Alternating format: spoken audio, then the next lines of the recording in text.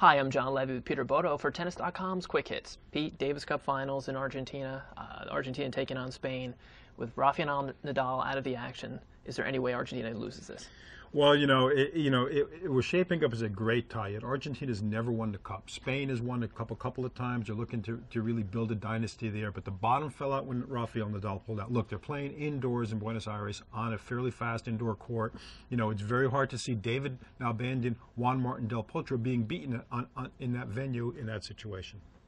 We mentioned Rafael Nadal is not going to be able to make it. He's got the knee injury.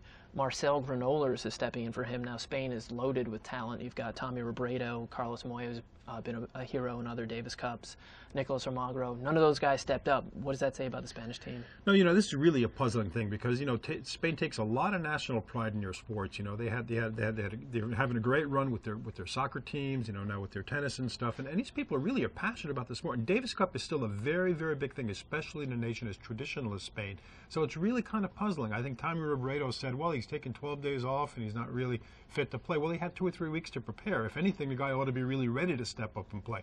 I don't want to single him out, but it's really kind of surprising to end up with Marcel Granollers, who's ranked in the 50s basically. When they've got a good depth chart, but they went right to the bottom of it for this. It's really kind of puzzling.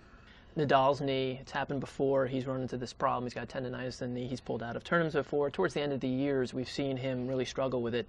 Is this a situation where this guy just plays so hard and he's so good, but we may not see very much of him?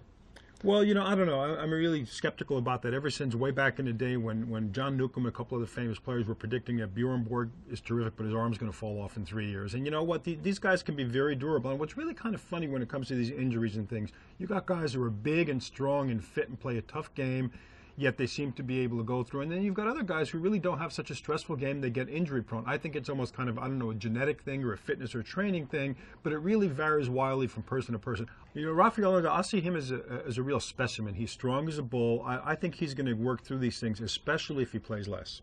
I think a lot of tennis fans hope you're right. Well, that wraps up Tennis.com's Quick Hits. I'm John Levey with Peter Bodo.